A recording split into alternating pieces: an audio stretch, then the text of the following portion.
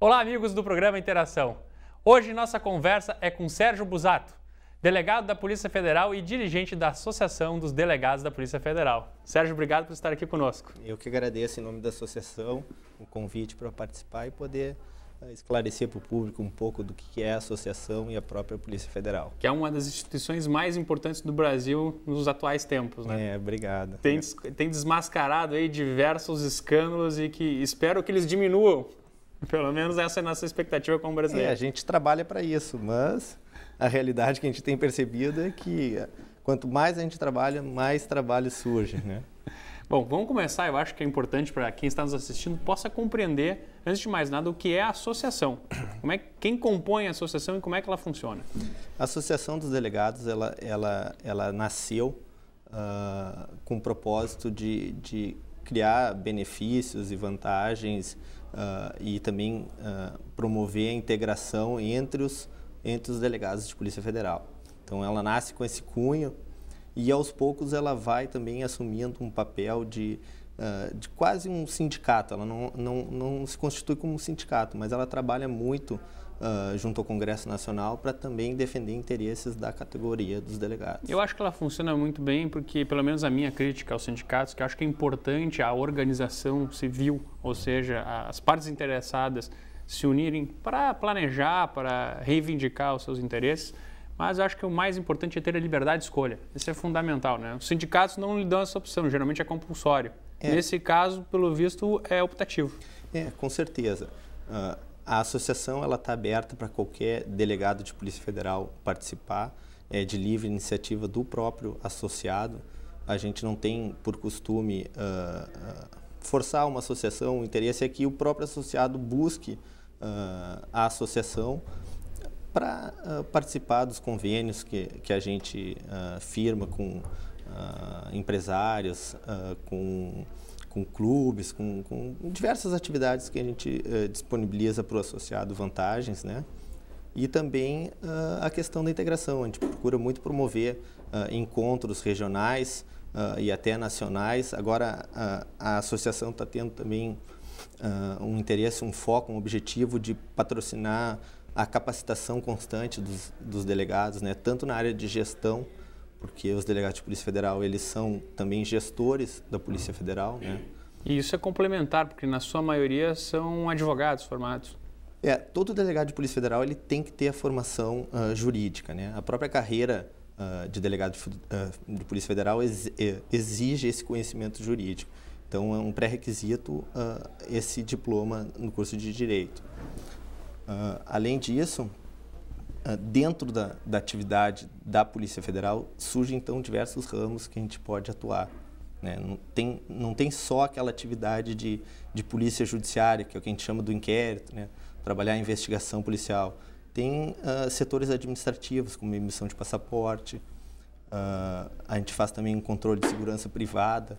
Todos esses agentes de segurança que trabalham, por exemplo, em banco, shopping centers, supermercados. Todos esses têm que ter a autorização e sofrem a fiscalização da Polícia Federal. Até porque muitos deles são portadores de armas de fogo, né? Com certeza. Inclusive, esse controle também é feito pela Polícia Federal de quem pode ou não ter o porte de arma. Essa é outra atividade administrativa que a Polícia Federal possui, que é o controle do SINARM, que é o Sistema de Registro de Armas. Esse SINARM, então, a gente tem lá o cadastro de todas as pessoas que se registraram como adquirente de uma arma de fogo, né? E tem também o controle daqueles que têm o porte, que é o direito de poder transportar a arma. São duas coisas diferentes. Uma coisa é você ter o direito de ter a arma, o registro da arma, e outra de poder portá-la. Exatamente. O registro, o que é? É como quando tu compra um carro. Quando tu compra o carro, tu ganha o documento de registro do veículo. O registro da arma é isso, é o registro da arma, vai especificar o quê? O nome do proprietário, vai especificar o local onde ela fica, né? E tem um prazo de validade. E se você quiser vender a arma, tem também um documento de transferência ou isso não acontece? Não, esse documento de transferência ele é feito dentro da polícia, né? Então, tem um procedimento lá, um formulário que você preenche, encaminha para a polícia, comunicando essa transferência da arma, e aí é emitido um novo certificado, né, um novo registro para esse novo proprietário. E existe testes para você poder adquirir uma arma, teste de psicotécnico? Existem alguns requisitos? É difícil comprar uma arma hoje no Brasil? Não. Apesar da lei vigente ser conhecida como Estatuto do Desarmamento, com o plebiscito que houve, a população entendeu por bem que a venda de armas poderia continuar sendo negociada. Então, hoje, a legislação ela permite que qualquer pessoa que tenha interesse adquira uma arma. Claro que ela vai ter que justificar o porquê que ela está querendo, né, a aquisição da arma, vai explicar, vai juntar toda a documentação que consta no site da Polícia Federal. Vocês podem acessar e verificar todos os requisitos, né? Não sei se eu posso aqui... Claro, por favor, divulgar o site. www.dpf.gov.br. Lá vocês vão ter um atalho específico para aquisição de armas, bem explicado, bem didático, a documentação que precisa juntar e os requisitos que a pessoa precisa ter para a compra da arma. Que é diferente de se ter aí o porte. Aí é bem mais rigoroso o processo, correto? Com certeza. A questão do porte de arma, ela cai no crivo da conveniência, análise de mérito da Polícia Federal. Então, o delegado encarregado ele vai analisar se aquela pessoa que está requerendo o porte da arma efetivamente tem a necessidade de portar uma arma. Um exemplo é, por exemplo, alguém que tem um estabelecimento comercial e lida com muito dinheiro e precisa fazer a transferência desse dinheiro do estabelecimento para o banco. Esse pode ser um dos casos. A pessoa que movimenta com valores, né? Pode ser uma dos argumentos que a gente vê com certa frequência lá, a pessoa interessada alegar essa questão. Mas não basta a alegação, tem que trazer a documentação também que comprove essa situação, entendeu? Porque a lei que pese o plebiscito ter sido no sentido de que a negociação de armas pode continuar, o espírito da lei é no sentido de que haja uma restrição significativa do número de portes de armas circulando aqui. Que me parece uma visão correta. Eu acho que não pode ser eliminado de novo é a liberdade de escolha, do cidadão poder ou não ter o direito de se defender, de se armar para se defender. Agora, obviamente, você tem que ter capacidade de poder, porque é uma responsabilidade muito grande. Realmente o nome já diz, né? É um instrumento que pode tirar a vida. A gente não pode esquecer que a realidade desse Brasil ela é muito, muito diferenciada. Existe, por exemplo, aquele produtor rural que mora numa estância afastada, que às vezes sequer não tem sinal de telefone celular, não tem, muitas vezes a luz chega lá de forma precária. Então, ele precisa ter um sentimento também de segurança. E muitas vezes é a arma que ele tem em casa que dá essa sensação de segurança para ele. Então, a gente não pode privar as pessoas do seu bem-estar, né? Eu vejo frequentemente lá na polícia pessoas em situações similares a essa que alegam, olha, como é que eu vou ficar na minha propriedade, isolada a mais de 40, 50 quilômetros de um centro urbano, sem ter uma condição mínima de segurança? Porque ali não tem delegacia da polícia. Se tu ligar para um sistema de segurança, um controle de segurança, seja brigada militar ou polícia civil, até chegar lá é uma dificuldade. Esse já é um excelente exemplo nessa realidade. Já dentro dos próprios centros urbanos já está complicado? Com certeza. Agora, a arma é uma responsabilidade, muito grande. O porte de arma, principalmente, nós policiais, a gente tem essa consciência porque quem tem um porte de arma precisa ter também a capacidade para usá-la, né? No momento que for demandado... É muito treinamento. Muito treinamento. Agora, delegado, eu acho que a gente também pode explorar um ponto importantíssimo, que é a questão do... Acho que se enquadra na parte administrativa, o senhor pode esclarecer, que é o ponto de vista também da corrupção, dos crimes financeiros. Como é que se lida e qual parte da entidade Polícia Federal que lida com isso? Nesse ponto eu até fico um pouco mais à vontade para falar que é a área em que eu trabalho dentro da Polícia Federal. Hoje existe uma delegacia especializada em crimes contra o sistema financeiro nacional, que é conhecido como crime do colarinho branco, e também em desvio de recurso público. Nessa parte de desvio de recurso público, então, entra os crimes conhecidos de combate à corrupção, né? Crimes licitatórios, todo crime que tenha alguma influência no sentido de perda de valores e recursos, né, de bens da União Federal, apropriação por terceiros, né? E como é que ocorrem esses processos? Como é que nasce? Geralmente vem por denúncia. Qual é a experiência que vocês têm e essas denúncias vêm aumentando? Você acha que a sociedade vem participando mais já? Ou não? É na base de muita suspeita e investigação? O que a gente tem visto hoje é um crescente aumento do controle dos órgãos, como o Tribunal de Contas, como a AGU. Que é a Associação de Controladoria. E são vários órgãos de controle, de supervisão, por exemplo, Banco Central, COAF, SUSEP. Vários órgãos dessa natureza têm aumentado a sua atividade de controle, né? Seja de processos licitatórios, na verdade, da sua área de supervisão, né? Então, o Banco Central, a questão das instituições financeiras, a Comissão de Valores Imobiliários, a questão da Bolsa de Valores. Então, esses órgãos têm trazido para a Polícia Federal muita informação já muito bem detalhada e esmiuçada. Isso tem facilitado muito o nosso serviço.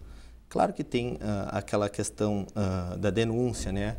Alguma pessoa que, às vezes, participava do esquema e foi tirada do esquema e aí, por questão de vingança, vem e traz a informação.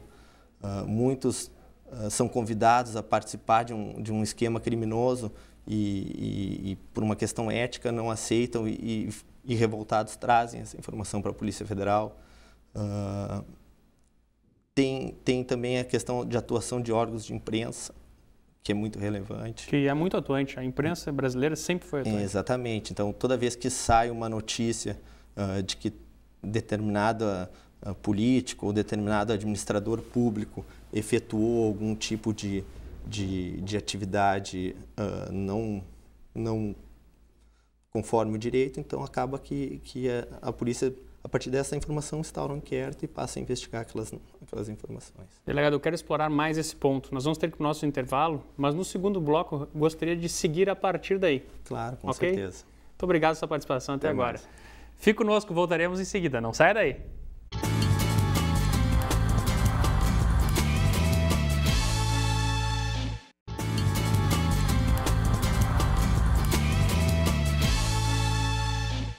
Estamos de volta com o programa Interação. Nossa conversa de hoje é com Sérgio Busato, delegado da Polícia Federal e dirigente da Associação dos Delegados da Polícia Federal do Rio Grande do Sul. Sérgio, a gente falava no bloco anterior dessa questão da corrupção, do crime financeiro, do colarinho branco.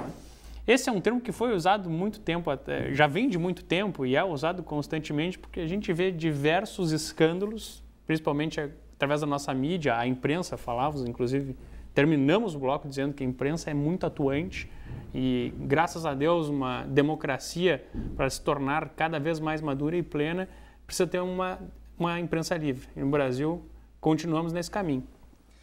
Com certeza, o que a gente tem notado é que quando a imprensa atua de uma forma mais incisiva em determinado caso, esse caso tende a ter uma eficácia maior. As coisas acontecem. As coisas acontecem. Realmente, isso é algo que a gente, como cidadão, percebe essa consequência. Então, o papel da imprensa nesse ponto é fundamental. Esse é um ponto que eu queria explorar. Se você tiver como mensurar, ou seja, como medir um caso, por exemplo, que você trabalhou em sigilo e um caso que ele tenha vindo à tona, os dois seguem na mesma velocidade ou você percebe que, como você disse, que a eficácia aumenta e a chance de um resultado positivo para a sociedade é maior?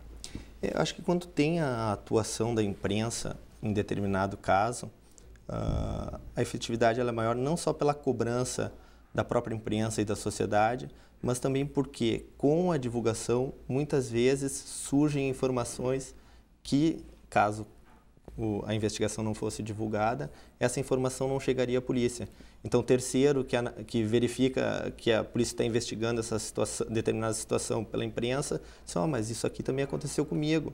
E aí entra em contato com a gente e a gente obtém essa informação que muito provavelmente, se a gente não tivesse esse auxílio da imprensa, a gente demoraria mais algum tempo até chegar a essa pessoa. Esse processo de comunicação contribui para a resolução dos casos? Com certeza, com certeza. Agora, como é que funciona esse processo depois que se inicia? Porque eu tenho certeza que quem está nos acompanhando agora pergunta, bom, o crime do colarinho branco, mas sempre termina da mesma forma. Se faz o inquérito, se faz a investigação, se chega a algumas conclusões e pouca gente, no final das contas, é presa. Você pode ilustrar para a gente como é que funciona esse processo do início ao fim e por que a gente vê tanta gente impune no final das contas? Na verdade, o nosso sistema jurídico ele foi forjado num momento em que havia uma certa angústia social de liberdade. Então, a gente saiu de um regime autoritário, né, um regime militar, e o que a população queria era liberdade e direito de defesa. E aí vem a Constituição Federal de 88, que traz uma série de garantias constitucionais para todo cidadão. Que é um problema que veio muitas garantias e poucos deveres, né? A partir daí surge uma série de possibilidades de recursos, né? Tanto já na esfera policial, então seguido acontece da gente estar conduzindo uma investigação e surge um habeas corpus. Né? Só o que é o habeas corpus para que o pessoal que está conosco agora possa entender melhor? Habeas corpus é uma ação constitucional que está prevista na nossa Constituição Federal. Quando surge alguma notícia de que o direito de liberdade de uma pessoa está sendo infringido, qualquer do povo, tanto advogado como não advogado, pode entrar com essa medida solicitando a garantia do seu direito de liberdade. Exatamente. Perfeito. Tanto própria como de terceiro. Independente do que ele tenha feito. Exatamente. Então, o que acontece? Quando a gente está conduzindo um inquérito policial, às vezes a pessoa entende que aquele inquérito policial pode restringir a liberdade dela, então entra com essa medida tentando trancar a nossa investigação policial. Isso já na esfera da investigação, que a gente está numa fase preliminar. Muitas vezes a gente nem ainda identificou quem é o culpado, né? Não quer dizer também que a pessoa não vai responder pelo processo, só que ela vai responder em liberdade, caso esteja sendo processada. Na verdade, esse exemplo específico que eu dei era de uma situação que a pessoa entra para tentar trancar a investigação. Ou seja, pior ainda. Não deixa evoluir. Não deixa evoluir a investigação policial. Né? Mas são casos mais raros de acontecer. E isso só é deferido pelo judiciário quando há uma flagrante ilegalidade, né? Coisa que não é muito comum, pelo menos na atualidade. Mas aí a gente vai avançando. Então, se iniciam os processos, as investigações vão partir do pressuposto que consiga avançar. Exatamente. E aí, como é que segue e como é que termina? O inquérito policial, ele nada mais é que a investigação reduzida a termo, né? Então, todos aqueles atos de investigação, tu traz para um documento chamado inquérito policial. Ali vai constar depoimentos, vão constar as provas que foram colhidas, eventuais medidas de busca e apreensão, pedidos de prisão, quebras de sigilos, né? Tudo juntado nessa investigação. Que também é um direito, né? Eu vejo muitas pessoas, às vezes, reagindo nas redes sociais. Mas por que não investigam as contas ou telefonia? Porque existe o sigilo. Com certeza. Você tem o direito de ter esse sigilo. Com certeza. Precisa de uma autorização judicial para poder atuar. Exatamente. Existe alguns direitos que a polícia só pode alcançar mediante autorização judicial. É o que se chama reserva de jurisdição, termo técnico jurídico. Quando a polícia quer, por exemplo, obter um dado bancário de determinado investigado, a gente necessita obrigatoriamente de uma autorização judicial prévia, porque senão o banco, se prestar essa informação para a polícia, ela vai estar sujeita a responder por violação de sigilo. Então, a gente não tem como ter acesso a essa informação, senão mediante uma ordem judicial. Bom, e aí como é que termina? Quando é que está condenado e a cadeia? Sim, uma vez identificado, então, provas suficientes, quando a gente trabalha no inquérito policial, a gente não trabalha com prova definitiva. Então, a gente trabalha com um nível de prova indiciário. Então, quando a gente acredita que existem elementos suficientes, né, de que aquela pessoa cometeu determinado crime, a gente faz o fecho do inquérito, que é o relatório, e encaminha para o Ministério Público. No caso da Polícia Federal, o Ministério Público Federal. O Ministério Público, analisando aquele relatório, surge para ele algumas possibilidades. Pode mandar de volta para a polícia, pedindo para complementar a investigação, pedindo para ouvir alguém, pedindo para buscar a quebra de sigilo bancário de uma outra pessoa que a polícia não tenha pedido. Ou então, outras duas possibilidades é, analisando aquele relatório, entender que não houve crime e pedir o arquivamento. E a terceira hipótese, mais comum, é, analisando aquele relatório, oferecer a denúncia para a Justiça. A Justiça Federal recebe aquela denúncia oferecida pelo Ministério Público, entendendo que existem elementos de que realmente houve um crime, ela aceita a denúncia e aí sim começa a ação penal. Aí parte para outra instituição, que é a Justiça. Exatamente. Agora, delegado, eu gostaria que você falasse um pouco de como é que se evita a corrupção dentro da própria instituição. Eu conheço um modelo de operação da Polícia Federal que você hoje pode estar aqui, sediado em Porto Alegre, é chamado amanhã a estar em qualquer outra localidade do Brasil sem conhecer os elementos, passa a conhecer os elementos da investigação no local para que a polícia da região não esteja contaminada, e da mesma forma acontece aqui, de ter agentes da polícia de outros estados também atuando aqui sem o conhecimento de vocês. Como é que funciona essa mecânica? Eu acho que um dos grandes méritos da Polícia Federal é o que a gente chama de cortar a própria carne quando necessário. Identificando sinais de algum enriquecimento ilícito por parte do policial, do agente público, ou havendo notícia de que algum policial tem envolvimento com alguma atividade criminosa, isso de pronto é instaurado a investigação, nos mesmos moldes que seria em relação a qualquer outra pessoa do povo, só que, claro, com uma restrição de acesso maior, porque qualquer identificação, como a gente trabalha numa corporação que, apesar de trabalhar em todo o Brasil, tem um número de pessoas não muito grande, acredito que hoje a gente tenha em torno de delegados, por exemplo, algo aproximado a 10 mil. E se aposentam mais do que são novos concursados? Com certeza. O último concurso da Polícia Federal foi no ano 2004. Olha, são 9 anos. Vão fazer 9 anos agora. Então, tem uma demanda... Quase uma década sem repor o efetivo. Tem uma demanda represada muito grande e com certeza a carência está fazendo se sentir, porque à medida que vai diminuindo o número de efetivo, o trabalho também, a capacidade de trabalhar vai diminuindo, né? Sim, a produtividade diminui e aí vamos ter menos resultados. Alguma das críticas que a gente já vem sofrendo hoje pela diminuição da nossa atividade, né, da nossa capacidade, vocês hoje veem muito menos grandes operações do que se via no passado. Muito por consequência também, né, dessa situação de falta de reposição de efetivo. Delegado, nós estamos indo para o encerramento do nosso programa. Aí, em 2 minutos, eu gostaria que você desse um panorama do futuro. O que você enxerga para frente? Você acha que nós vamos ter essa segurança institucional? Você acha que o Brasil vai caminhar nessa linha de ter menos corrupção, menos problemas com escândalos? Pelo cenário que está dando, não seria tão otimista, porque estamos diminuindo o número de agentes. Esses problemas, eles são cíclicos, né? Então, às vezes há uma mudança de governo, mudam-se as prioridades e a gente sofre um pouco. Mas eu acredito que tudo é um aprendizado. A própria polícia, à medida que, do passar das décadas, ela vai evoluindo nos seus métodos, né? Há um controle, há um avanço legislativo. Essa nova lei de combate à lavagem de dinheiro já trouxe importantes avanços nessa área.